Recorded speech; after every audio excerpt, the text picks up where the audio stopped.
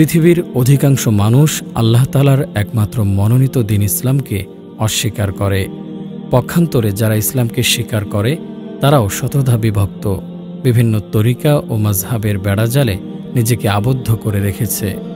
বিভিন্ন তরিকা ও মাযহাবের বেড়াজালে নিজেকে আবদ্ধ রেখে রাসূলুল্লাহ সাল্লাল্লাহু আলাইহি ওয়াসাল্লামের আকীদা থেকে বিচ্যুত হয়ে বাতিলদের আকীদা গ্রহণ করেছে। সুতরাং প্রকৃত মুসলিমের সংখ্যা অতীব নগণ্য, যার কারণে জান্নাতীদের তুলনায় জাহান্নামীদের সংখ্যা অনেক বেশি। আল্লাহ তাআলা বলেন, ওমা আকসারুন নাসি ওয়ালাউ হারাস্তা বিমুমিনিন, তুমি আকাঙ্ক্ষা করলেও অধিকাংশ মানুষ মুমিন নয়।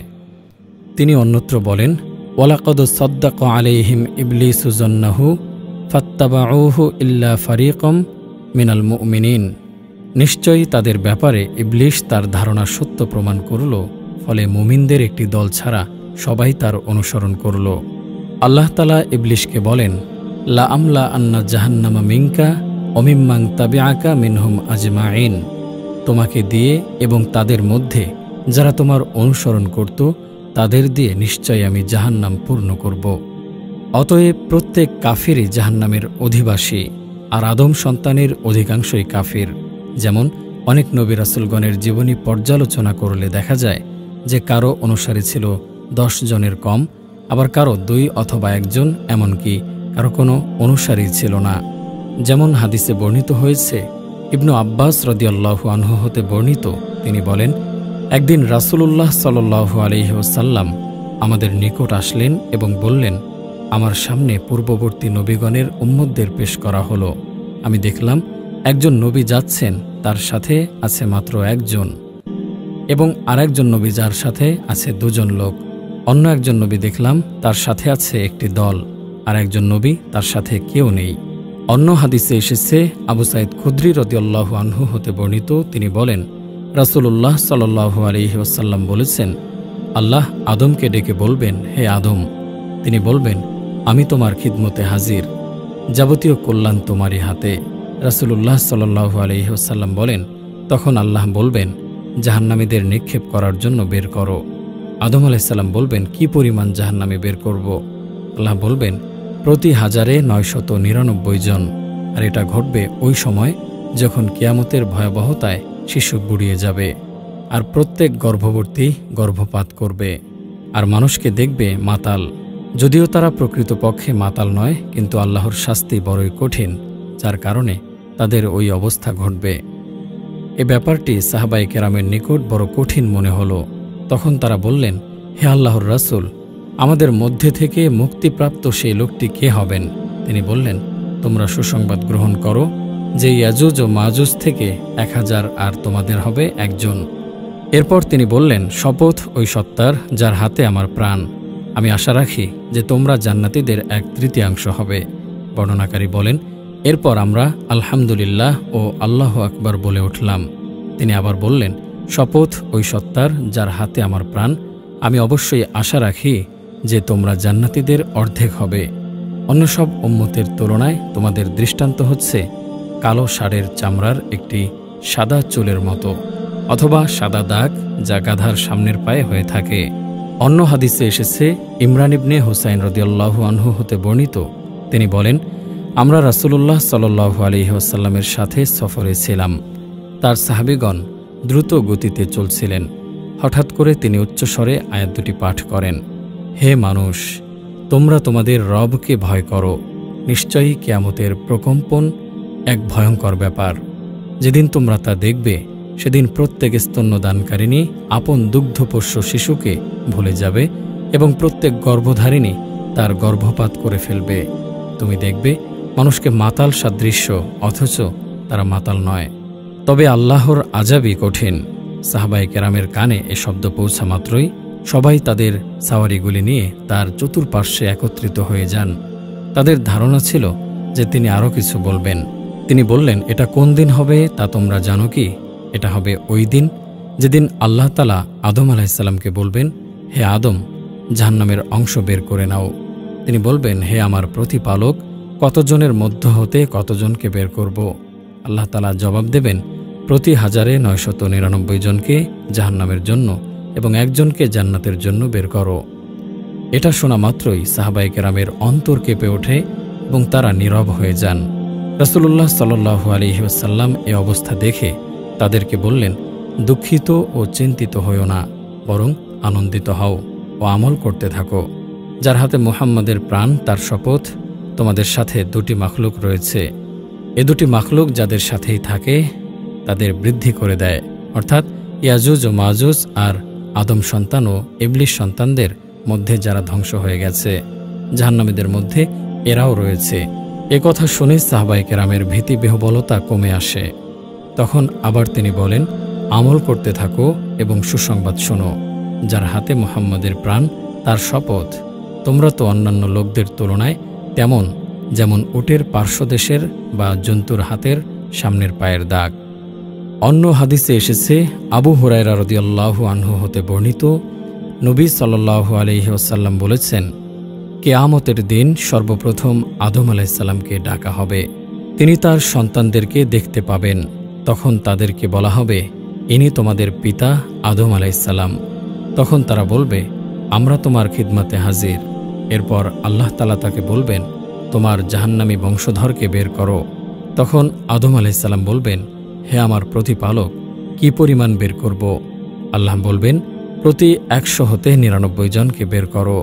তখন সাহাবায়ে কেরাম বলে উঠলেন, হে আল্লাহর রাসূল, প্রতি 100 থেকে যখন 99 জনকে বের করা হবে, তখন আর আমাদের কে বাকি থাকবে? তিনি বললেন, নিশ্চয়ই অন্যান্য সকল উম্মতের তুলনায় আমার উম্মত হল কালো ষাঁড়ের গায়ে একটি সাদা চুলের মতো।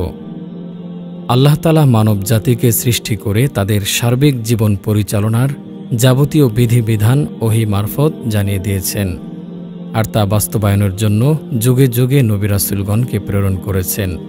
তারা আল্লাহর বিধানকে সকল মানুষের কাছে পৌঁছে দিয়েছেন। আল্লাহ এমন কাউকে পাকড়াও করবেন না যাদের নিকট হক পৌঁছেনি। আল্লাহ তাআলা বলেছেন, ওমা কুন্না মুআজ্জিবিনা হাত্তা নাবআসা রাসূলা, আর রাসূল প্রেরণ না করা পর্যন্ত আমি আযাবদাতা নই। অতএব যারা আল্লাহর বিধানকে অমান্য করার মাধ্যমে তার নাফরমানি করবে, তারাই কেবল জাহান্নামে প্রবেশ করবে। এ পর্যায়ে জাহান্নামে প্রবেশের কতিপয় কারণ আলোচনা করব। 1. আল্লাহর সাথে কুফরি করা। আল্লাহ তাআলা বলেন, ওয়াল্লাযীনা কাফারু ওয়া কাযযাবু বিআয়াতিনা উলাইকা আসহাবুন নারি হুম ফিহা খালিদুন। যারা কুফরি করে এবং আমার নিদর্শনসমূহকে অস্বীকার করে, তারাই অগ্নিবাসী, সেখানে তারা স্থায়ী হবে। তিনি অন্যত্র বলেন, তোমাদের মধ্যে যে কেউ স্বীয় দিন হতে ফিরে যায় এবং কাফের রূপে মৃত্যুমুখে পতিত হয়, দুনিয়া ও আখেরাতে তাদের আমল বরবাদ হয়ে যায়, আর তারাই অগ্নিবাসী, সেখানে তারা স্থায়ী হবে। তিনি অন্যত্র বলেন, ওয়াল্লাযীনা কাফারু আউলিয়াউহুমুত তাগুতু ইখরিজুনাহুম মিনান নূরি ইলাজ যুলুমাতি উলাইকা আসহাবুন নারি হুম ফিহা খালিদুন। যারা কুফরি করে, তাগুত তাদের অভিভাবক, এরাই তাদেরকে আলো থেকে অন্ধকারে নিয়ে যায়, আর তারাই অগ্নিবাসী, সেখানে তারা স্থায়ী হবে। তিনি অন্যত্র বলেন, ইন্নাল্লাযীনা কাফারু লান তুগনি আনহুম আমওয়ালুহুম ওয়ালা আওলাদুহুম মিনাল্লাহি শাইআন ওয়া উলাইকা আসহাবুন নারি হুম ফিহা খালিদুন। যারা কুফরি করে, তাদের ধনৈশ্বর্য ও সন্তান সন্ততি আল্লাহর নিকট কখনো কোনো কাজে আসবে না, আর তারাই অগ্নিবাসী, সেখানে তারা স্থায়ী হবে। 2. আল্লাহর সাথে শিরক করা। আল্লাহ তাআলা বলেন, ইন্নাহু মান ইউশরিক বিল্লাহি ফাকাদ হাররামাল্লাহু আলাইহিল জান্নাতা ওয়া মাওয়াহুন নারু ওয়া মা লিয-যালিমিনা মিন আনসার। নিশ্চয়ই যে আল্লাহর সাথে শরিক করে, তার উপর অবশ্যই আল্লাহ জান্নাত হারাম করে দিয়েছেন এবং তার ঠিকানা জাহান্নাম, আর জালিমদের কোনো সাহায্যকারী নেই। রাসূল সাল্লাল্লাহু আলাইহি ওয়াসাল্লাম বলেছেন, মান মাতা ইশরিক বিল্লাহি শাইআন দাখালান নার। যে ব্যক্তি আল্লাহর সাথে কোনো কিছুকে শরিক করে মৃত্যুবরণ করবে, সে জাহান্নামে প্রবেশ করবে। 3. বিদআত কর্মে লিপ্ত হওয়া। যারা রাসূল সাল্লাল্লাহু আলাইহি ওয়াসাল্লামের উপর প্রেরিত আল্লাহ তাআলার বিধানকে উপেক্ষা করে নিজেদের মস্তিষ্ক প্রসূত কাজকে ভালো কাজের দোহাই দিয়ে ইবাদত হিসেবে চালু করেছে, হাদিসে এসেছে, আব্দুল্লাহ ইবনে আমর রাদিয়াল্লাহু আনহু বলেন, রাসূলুল্লাহ সাল্লাল্লাহু আলাইহি ওয়াসাল্লাম বলেছেন, বনী ইসরায়েলের যা হয়েছিল আমার উম্মতেরও ঠিক তাই হবে। যেভাবে এক পায়ের জুতা অপর পায়ের জুতার ঠিক সমান হয়, এমনকি যদি তাদের মধ্যে এরূপ কেহ থেকে থাকে যে নিজ মায়ের সহিত প্রকাশ্যে কুকাজ করেছিল, তাহলে আমার উম্মতের মধ্যেও সে লোক হবে যে এরূপ কাজ করবে। এছাড়া বনী ইসরাইল আকীদার দিক দিয়ে বিভক্ত হয়েছিল ৭২ দলে, আর আমার উম্মত বিভক্ত হবে ৭৩ দলে।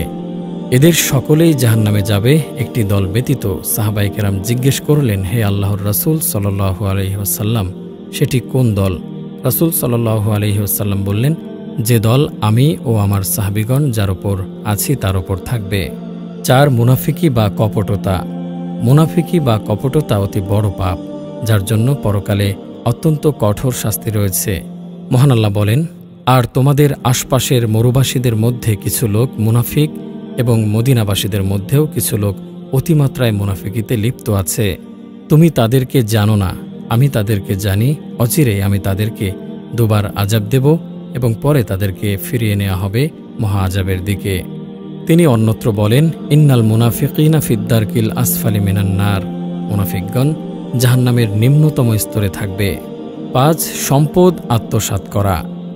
সম্পদ আত্মসাৎ করা মহাপাপ, বিশেষ করে রাজস্ব সম্পদ চুরি করা আরও বড় পাপ। কোরআন ও হাদিসে তার কঠিন শাস্তির কথা উল্লেখিত হয়েছে।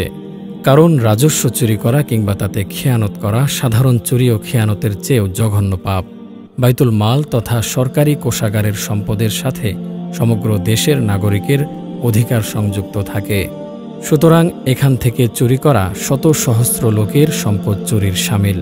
আর এখান থেকে চুরির পর তা থেকে তাওবা করার জন্য দেশের সকল নাগরিককে তাদের হক ফেরত দেয়া কিংবা সবার কাছ থেকে ক্ষমা চেয়ে নেয়া আবশ্যক, অন্যথায় তাওবা গ্রহণযোগ্য হবে না। অথচ এ কাজটি অত্যন্ত দুরূহ। পক্ষান্তরে অন্যান্য চুরির ক্ষেত্রে সম্পদের মালিকের কাছ থেকে ক্ষমা নেয়া সহজ। তাই বাইতুল মালের কোনো কিছু আত্মসাৎ করা হলে জাহান্নামে তাকে শাস্তি পেতে হবে।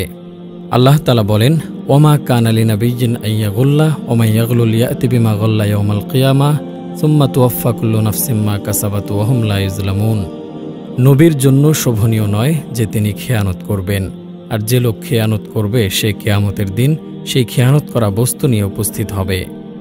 অতঃপর প্রত্যেকেই পরিপূর্ণভাবে পাবে যা সে অর্জন করেছে, আর তাদের প্রতি কোনো অন্যায় করা হবে না।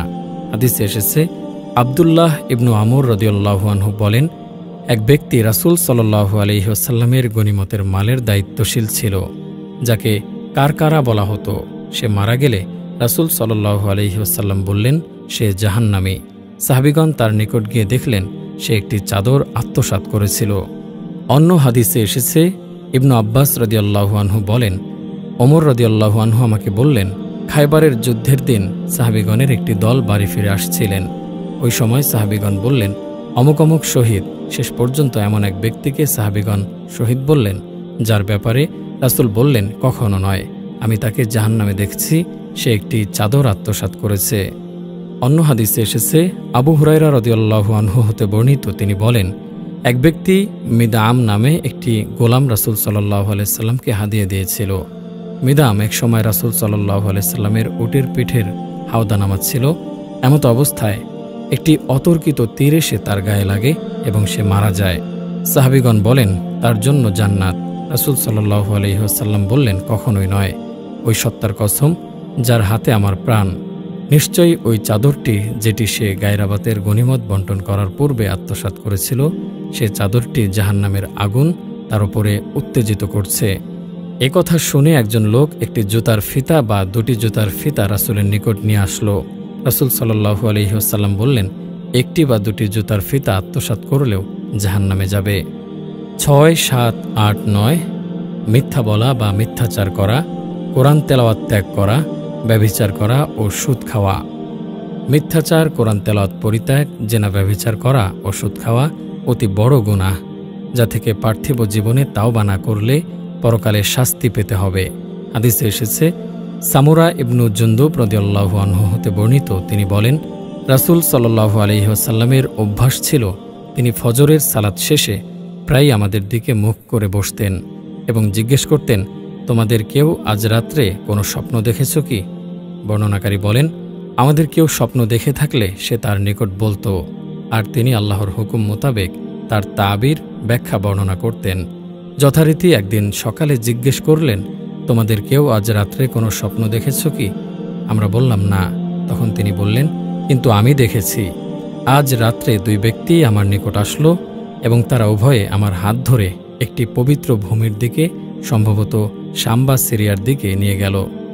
দেখলাম এক ব্যক্তি বসে আছে আর অপর এক ব্যক্তি লোহার সারাশি হাতে দাঁড়ানো। সে তা উক্ত বসা ব্যক্তির গালের ভিতরে ঢুকিয়ে দেয় এবং তা দ্বারা চিরে গর্দানের পেছন পর্যন্ত নিয়ে যায়। অতঃপর তার দ্বিতীয় গালের সাথে অনুরূপ ব্যবহার করে। ইত্যবসরে প্রথম গালটি ভালো হয়ে যায়, আবার সে প্রথম যেভাবে চিরেছিল পুনরায় তাই করে। আমি জিজ্ঞেস করলাম, এটা কি? তারা উভয়ে বলল, সামনে চলুন। সম্মুখের দিকে চললাম। অবশেষে আমরা এমন এক ব্যক্তির কাছে এসে পৌঁছলাম যে ঘাড়ের ওপর চিত হয়ে শুয়ে রয়েছে, আর অপর এক ব্যক্তি একখানা ভারী পাথর নিয়ে তার মাথার কাছে দাঁড়িয়ে আছে। সে তার আঘাতে শায়িত ব্যক্তির মাথা চূর্ণ বিচূর্ণ করছে। যখনই সে পাথরটি নিক্ষেপ করে, মাথা চূর্ণ বিচূর্ণ করে, তা গড়িয়ে দূরে চলে যায়, তখনই সেই লোকটি পুনরায় পাথরটি তুলে আনতে যায়। সে ফিরে আসার পূর্বে ওই ব্যক্তির মাথাটি পূর্বের ন্যায় ঠিক হয়ে যায় এবং পুনরায় সে পাথর দ্বারা তাকে আঘাত করে। আমি জিজ্ঞেস করলাম, এটা কি? তারা উভয়ে বলল, সামনে চলুন। আমরা সম্মুখের দিক অগ্রসর হলাম। অবশেষে একটি গর্তের নিকট এসে পৌঁছলাম, যা তন্দুরের মতো ছিল। তার উপর অংশ ছিল সংকীর্ণ এবং ভিতরের অংশটি ছিল প্রশস্ত। তার তলদেশে আগুন প্রজ্বলিত ছিল। আগুনের লেলিহান শিখা যখন উপরের দিকে উঠছিল, তখন তার ভিতরে যারা রয়েছে তারাও উপরে উঠে আসছিল এবং উক্ত গর্ত হতে বাইরে পড়ে যাওয়ার উপক্রম হচ্ছিল। আর যখন অগ্নিশিখা কিছুটা শিথিল হচ্ছিল, তখন তারাও পুনরায় ভিতরের দিকে চলে যাচ্ছিল। তার মধ্যে রয়েছে কতিপয় উলঙ্গ নারী ও পুরুষ। আমি জিজ্ঞেস করলাম, এটা কি? তারা উভয় বলল, সামনে চলুন। সুতরাং সম্মুখের দিকে অগ্রসর হলাম এবং একটি রক্তের নহরের নিকট এসে পৌঁছলাম। দেখলাম তার মধ্যস্থলে এক ব্যক্তি দাঁড়িয়ে আছে এবং নহরের তীরে একজন লোক দণ্ডায়মান, আর তার সম্মুখে রয়েছে প্রস্তরখণ্ড। নহরের ভিতরের লোকটি যখন তা থেকে বের হওয়ার উদ্দেশ্যে কিনারার দিকে অগ্রসর হতে চায়, তখন তীরে দাঁড়ানো লোকটি ওই লোকটির মুখ লক্ষ্য করে পাথর নিক্ষেপ করে এবং সে লোকটিকে ওই স্থানে ফিরিয়ে দেয় যেখানে সে ছিল। মোট কথা, লোকটি যখনই বাইরে আসার চেষ্টা করে, তখনই তার মুখের উপর পাথর মেরে যেখানে ছিল পুনরায় সেখানে ফিরিয়ে দেয়। আমি জিজ্ঞেস করলাম, এটা কি? সঙ্গীদ্বয় বলল, সামনে চলুন। আমরা সম্মুখে অগ্রসর হয়ে শ্যামল সুশোভিত একটি বাগানে পৌঁছলাম। বাগানে ছিল একটি বিরাট বৃক্ষ, আর উক্ত বৃক্ষটির গোড়ায় উপবিষ্ট ছিলেন একজন বৃদ্ধ লোক এবং বিপুল সংখ্যক বালক। এ বৃক্ষটির সন্নিকটে আরেক ব্যক্তিকে দেখতে পেলাম, যার সম্মুখে রয়েছে আগুন, যা সে প্রজ্বলিত করছে। এরপর আমার সঙ্গীদ্বয় আমাকে ওই বৃক্ষের উপরে আরোহণ করালো এবং সেখানে তারা আমাকে বৃক্ষরাজির মাঝখানে এমন একখানা গৃহে প্রবেশ করালো যে এরূপ সুন্দর ও মনোরম ঘর আমি আর কখনো দেখিনি। তার মধ্যে ছিল কতিপয় বৃদ্ধ, যুবক, নারী ও বালক। অনন্তর তারা উভয়ে আমাকে সে ঘর হতে বের করে বৃক্ষের আরও উপরে ওঠালো এবং এমন একখানা গৃহে প্রবেশ করালো যা প্রথমটি হতে সমধিক সুন্দর ও উত্তম। তাতেও দেখলাম কতিপয় বৃদ্ধ ও যুবক। অনন্তর আমি উক্ত সঙ্গীদ্বয়কে বললাম, আপনারা উভয়েই তো আমাকে আজ সারা রাতে অনেক কিছু ঘুরিয়ে ফিরিয়ে দেখালেন। এখন বলুন, আমি যা কিছু দেখেছি তার তাৎপর্য কি? তারা উভয়ে বলল, হ্যাঁ, আমরা তা জানাবো। ওই যে এক ব্যক্তিকে দেখেছেন সাঁড়াশি দ্বারা, যার গাল চেরা হচ্ছে, সে মিথ্যাবাদী। সে মিথ্যা বলতো এবং তার নিকট হতে মিথ্যা রটানো হতো, এমনকি তা সারা দেশে ছড়িয়ে পড়ত। অতএব তার সাথে কিয়ামত পর্যন্ত ওই আচরণ করা হবে যা আপনি দেখেছেন। আর যে ব্যক্তির মস্তক পাথর মেরে চূর্ণ করতে দেখেছেন, সে ওই ব্যক্তি আল্লাহ তাআলা যাকে কোরআন শিক্ষা দিয়েছিলেন, কিন্তু সে কোরআন হতে গাফেল হয়ে রাত্রে ঘুমাতো এবং দিনেও তার নির্দেশ মোতাবেক আমল করত না। সুতরাং তার সাথে কিয়ামত পর্যন্ত ওই আচরণই করা হবে যা আপনি দেখেছেন। আর আগুনের তন্দুরে যাদেরকে দেখেছেন তারা হলো জেনাকারী নারী পুরুষ। আর ওই ব্যক্তি যাকে রক্তের নহরে দেখেছেন সে হলো সুদখোর। আর ওই বৃদ্ধ ব্যক্তি যাকে একটি বৃক্ষের গোড়ায় উপবিষ্ট দেখেছেন তিনি হলেন ইব্রাহিম আলাইহিসসালাম, আর তার চতুর্পার্শ্বে শিশুরা হলো মানুষের সন্তানাদি। আর যে লোকটিকে অগ্নিকুণ্ড প্রজ্বলিত করতে দেখেছেন সে হলো জাহান্নামের দারোগা মালেক। আর প্রথম যে ঘরটিতে আপনি প্রবেশ করেছিলেন তা জান্নাতের মধ্যে সর্বসাধারণ মুমিনদের গৃহ, আর যে ঘর পরে দেখেছেন তা শহীদদের ঘর। আর আমি হলাম জিব্রাইল এবং এই হলেন মিকাইল। এবার আপনি মাথা উপরের দিকে তুলে দেখুন। তখন আমি মাথা তুলে দেখলাম যেন আমার মাথার উপরে মেঘের মতো কোনো একটি জিনিস রয়েছে। অপর এক বর্ণনায় আছে, একের পর এক স্তর বিশিষ্ট সাদা মেঘের মতো কোনো জিনিস দেখলাম। তারা বললেন, সেটা আপনারই বাসস্থান। আমি বললাম, আমাকে সুযোগ দিন, আমি আমার ঘরে প্রবেশ করি। তারা বললেন, এখনও আপনার হায়াত বাকি আছে, যা আপনি এখনও পূর্ণ করেননি। আপনার যখন নির্দিষ্ট হায়াত পূর্ণ হবে, তখন আপনি আপনার বাসস্থানে প্রবেশ করবেন। 10 মানুষকে সৎ কাজের আদেশ দেওয়া ও নিজে তা না করা। যারা মানুষকে সৎ কাজের আদেশ দেয় কিন্তু নিজেরা সে অনুযায়ী আমল করে না, তাদেরকেও কঠিন শাস্তি দেওয়া হবে। হাদিসে এসেছে, আনাস ইবনু মালিক রাদিয়াল্লাহু আনহু হতে বর্ণিত, তিনি বলেন, রাসূলুল্লাহ সাল্লাল্লাহু আলাইহি ওয়াসাল্লাম বলেছেন, মিরাজের রাত্রে আমি একদল লোকের পাশ দিয়ে অতিক্রম করলাম, যাদের ঠোঁট আগুনের কাঁচি দিয়ে কাটা হচ্ছিল। তিনি বললেন, আমি জিজ্ঞেস করলাম, এরা কারা? ফেরেশতাগণ বললেন, এরা দুনিয়ার বক্তারা, যারা মানুষকে সৎ কাজের আদেশ দিত কিন্তু নিজেরা তা ভুলে থাকত। তারা কিতাব কোরআন তেলাওয়াত করত কিন্তু অনুধাবন করত না। অন্য বর্ণনায় এসেছে, মিরাজের রাত্রে আমি একদল লোকের নিকটে আসলাম, যাদের ঠোঁট আগুনের কাঁচি দিয়ে কাটা হচ্ছিল। যখনই কাটা হচ্ছিল, তা পুনরায় ঠিক হয়ে যাচ্ছিল। আমি জিজ্ঞেস করলাম, হে জিব্রাইল, এরা কারা? তিনি বললেন, এরা আপনার উম্মতের বক্তারা, যারা যা বলতো তা করত না। তারা আল্লাহর কিতাব কোরআন পাঠ করত এবং আমল করত না। 11 ইচ্ছাকৃত সালাত ত্যাগ করা। হাদিসে এসেছে, বুরাইদা রাদিয়াল্লাহু আনহু হতে বর্ণিত, তিনি বলেন, রাসূল সাল্লাল্লাহু আলাইহি ওয়াসাল্লাম বলেছেন, আমাদের ও তাদের মধ্যে যে অঙ্গীকার রয়েছে তা হলো সালাত। সুতরাং যে সালাত ত্যাগ করল সে কাফির হয়ে গেল। অন্য হাদিসে এসেছে, জাবের রাদিয়াল্লাহু আনহু হতে বর্ণিত, নবী সাল্লাল্লাহু আলাইহি ওয়াসাল্লাম বলেছেন, বান্দার ও কুফরের মধ্যে পার্থক্য হলো সালাত ত্যাগ করা। অতএব ইচ্ছাকৃত সালাত পরিত্যাগ করলে অবশ্যই তাকে জাহান্নামে প্রবেশ করতে হবে। 12 সম্পদের যাকাত আদায় না করা। যারা স্বর্ণ ও রৌপ্য পঞ্জীভূত করে এবং তা আল্লাহর পথে ব্যয় করে না, তাদেরকে মর্মন্তদ শাস্তির সংবাদ দাও, যেদিন জাহান্নামের অগ্নিতে তা উত্তপ্ত করা হবে এবং তা দ্বারা তাদের ললাট, পার্শ্বদেশ ও পৃষ্ঠদেশে দাগ দেয়া হবে। আর বলা হবে, এটাই তা যা তোমরা নিজেদের জন্য পঞ্জীভূত করতে, সুতরাং তোমরা যা পঞ্জীভূত করেছিলে তা আস্বাদন করো। রাসূল সাল্লাল্লাহু আলাইহি ওয়াসাল্লাম বলেছেন, যাকে আল্লাহ সম্পদ দান করেছেন কিন্তু সে এর যাকাত আদায় করেনি, কিয়ামতের দিন তার সম্পদকে টেকো বিষের তীব্রতার কারণে মাথা বিশিষ্ট বিষধর সাপের আকৃতি দান করে তার গলায় ঝুলিয়ে দেয়া হবে।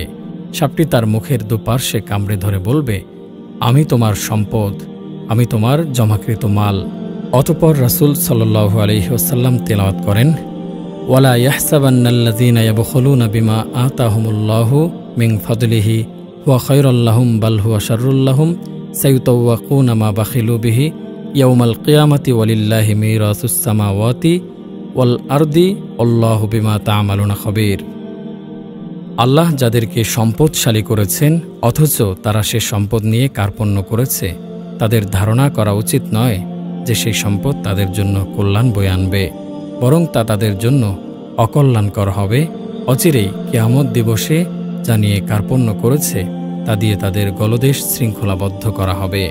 রাসূলুল্লাহ সাল্লাল্লাহু আলাইহি ওয়াসাল্লাম আরও বলেন, প্রত্যেক স্বর্ণ ও রৌপ্যের মালিক যে উহার হক যাকাত আদায় করে না, নিশ্চয়ই কিয়ামতের দিন তার জন্য আগুনের বহু পাত তৈরি করা হবে এবং সে সমুদয়কে জাহান্নামের আগুনে গরম করা হবে এবং তার পাজর, কপাল ও পিঠে দাগ দেওয়া হবে। যখনই তা ঠান্ডা হয়ে যাবে তখন পুনরায় তাকে গরম করা হবে, তার সাথে এরূপ করা হবে, সে দিনের পরিমাণ হবে 50,000 বছরের সমান। তার এ শাস্তি চলতে থাকবে যতদিন না বান্দাদের বিচার নিষ্পত্তি হয়।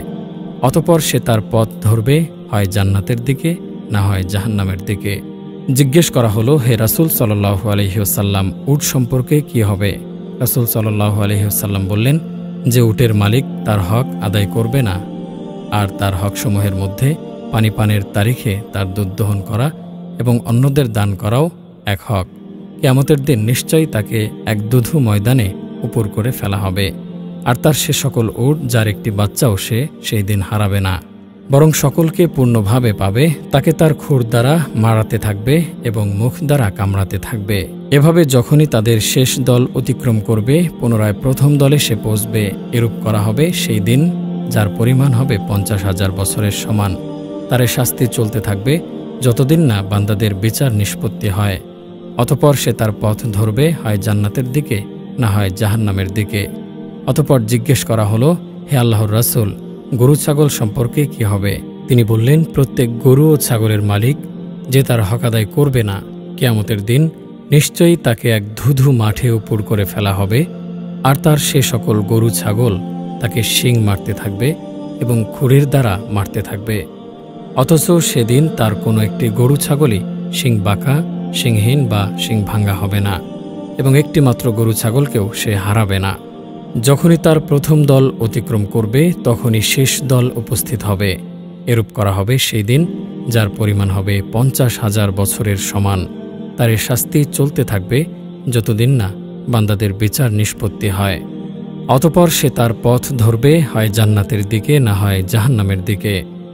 অতঃপর জিজ্ঞেস করা হলো, হে আল্লাহর রাসূল, ঘোড়া সম্পর্কে কি হবে? তিনি বললেন, ঘোড়া 3 প্রকার। ঘোড়া কারো জন্য পাপের কারণ, কারো জন্য আবরণস্বরূপ, আবার কারো জন্য সাওয়াবের বিষয়। ক, যে ঘোড়া তার মালিকের পক্ষে পাপের কারণ, তা হল সে ব্যক্তির ঘোড়া যে তাকে পালন করেছে লোক দেখানো, গর্ব এবং মুসলমানদের প্রতি শত্রুতার উদ্দেশ্যে। এ ঘোড়া হলো তার পাপের কারণ।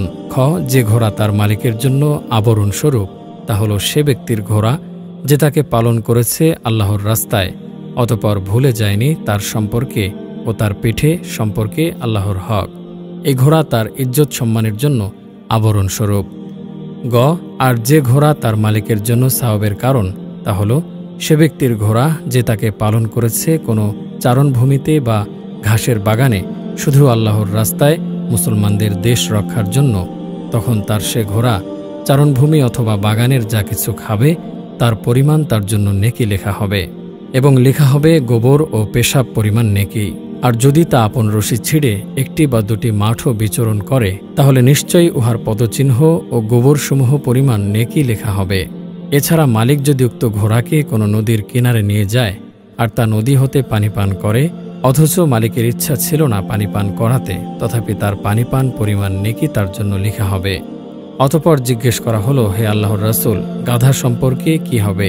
তিনি বললেন, গাধার বিষয়ে আমার প্রতি কিছু নাজিল হয়নি। এই স্বতন্ত্র ও ব্যাপকার্থ আয়াতটি ব্যতীত যে ব্যক্তি এক অনুপরিমাণ ভালো কাজ করবে সে তার নেক ফল পাবে, আর যে এক অনুপরিমাণ মন্দ কাজ করবে সে তার মন্দ ফল ভোগ করবে। অর্থাৎ গাধার জাকাত দিলে তারও সওয়াব পাওয়া যাবে। 13, রমজানে বিনা কারণে সিয়াম ভঙ্গ করা।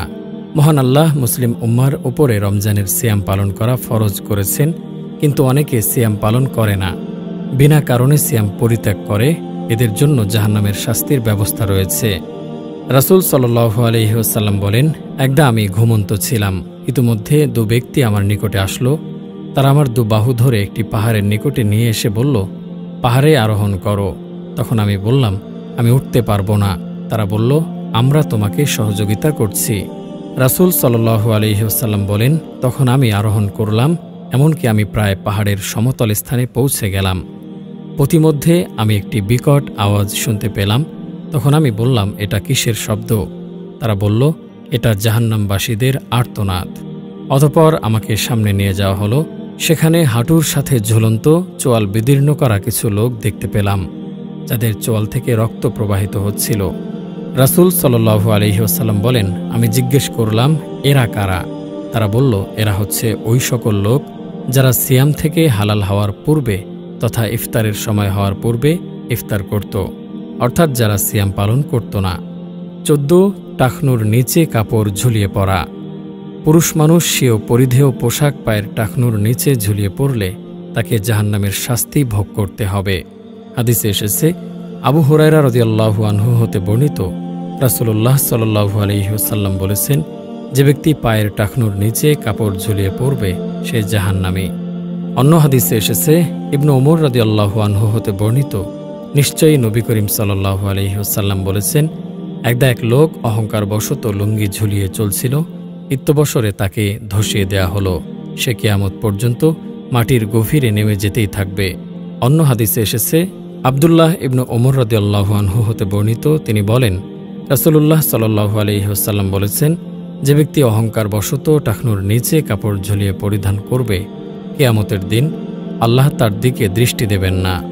15 প্রাণীদের বন্দী রেখে কষ্ট দেয়া ও তাদের প্রতি ইহসান না করা। কোনো প্রাণীকে বন্দী রেখে কষ্ট দেয়া এবং তাদের প্রতি দয়া না করার কারণে জাহান্নামের শাস্তি ভোগ করতে হবে। হাদিসে এসেছে, আবদুল্লাহ ইবনু ওমর রাদিয়াল্লাহু আনহু হতে বর্ণিত, রাসূল সাল্লাল্লাহু আলাইহি ওয়াসাল্লাম বলেছেন, একজন মহিলাকে একটি বিড়ালের কারণে আযাব দেয়া হয়। সে বিড়ালটি বেঁধে রেখেছিল। অবশেষে বিড়ালটি ক্ষুধায় মারা যায়। এ কারণে মহিলাটি জাহান্নামে প্রবেশ করল। বর্ণনাকারী বলেন, রাসূল সাল্লাল্লাহু আলাইহি ওয়াসাল্লাম বলেছেন, আল্লাহ ভালো জানেন বাধা থাকাকালীন তুমি তাকে না খেতে দিয়েছিলে, না পান করতে দিয়েছিলে এবং না তুমি তাকে ছেড়ে দিয়েছিলে, তাহলে সে জমিনের পোকামাকড় খেয়ে বেঁচে থাকত। অন্যত্র রাসূল সাল্লাল্লাহু আলাইহি ওয়াসাল্লাম বলেন, আমার সম্মুখে জাহান্নাম পেশ করা হয়েছিল। সেখানে বনী ইসরায়েলের এক মহিলাকে দেখতে পেলাম। তাকে একটি বিড়ালের কারণে শাস্তি দেওয়া হচ্ছে। সে বিড়ালটি বেঁধে রেখেছিল, তাকে খাদ্য দেয়নি এবং ছেড়েও দেয়নি, যাতে সে জমিনের পোকামাকড় খেতে পারে। 16 ঋণ করে পরিশোধ না করা। ঋণ করার পর তা পরিশোধ না করে মৃত্যুবরণ করলে এবং তার উত্তরাধিকারীরাও তা পরিশোধ না করলে শাস্তি পেতে হবে। হাদিসে এসেছে, সাদ ইবনুল আতওয়াল হতে বর্ণিত, তিনি বলেন, আমার ভাই 300 দিনার রেখে মারা গেল। সে একটি ছোট ছেলে রেখে গেল। আমি তাদের জন্য ওই অর্থ ব্যয় করার ইচ্ছা করলাম। তখন রাসূল সাল্লাল্লাহু আলাইহি ওয়াসাল্লাম আমাকে বললেন, তোমার ভাই তার ঋণের কারণে বন্দী আছে, সুতরাং যাও তার পক্ষ থেকে ঋণ পরিশোধ করে এসো। বর্ণনাকারী বলেন, আমি গিয়ে তার ঋণ পরিশোধ করে ফিরে আসলাম। অতঃপর এসে বললাম, হে আল্লাহর রাসূল সাল্লাল্লাহু আলাইহি ওয়াসাল্লাম, আমি তার পক্ষ থেকে ঋণ পরিশোধ করেছি। একজন মহিলা ব্যতীত কোনো দাবিদার বাকি নেই। সে 2 দিনার দাবি করছে, কিন্তু তার কোনো প্রমাণ নেই। রাসূল সাল্লাল্লাহু আলাইহি ওয়াসাল্লাম বললেন, তাকে তা দিয়ে দাও, কেননা সে সত্যবাদী। বর্ণিত পাপকর্ম ও অপরাধের কারণে জাহান্নামে প্রবেশ করতে হবে এবং কঠোর শাস্তি ভোগ করতে হবে। তাই এসব কর্মকাণ্ড থেকে আমাদেরকে বেঁচে থাকতে হবে। আল্লাহ আমাদেরকে তৌফিক দান করুন। আমিন।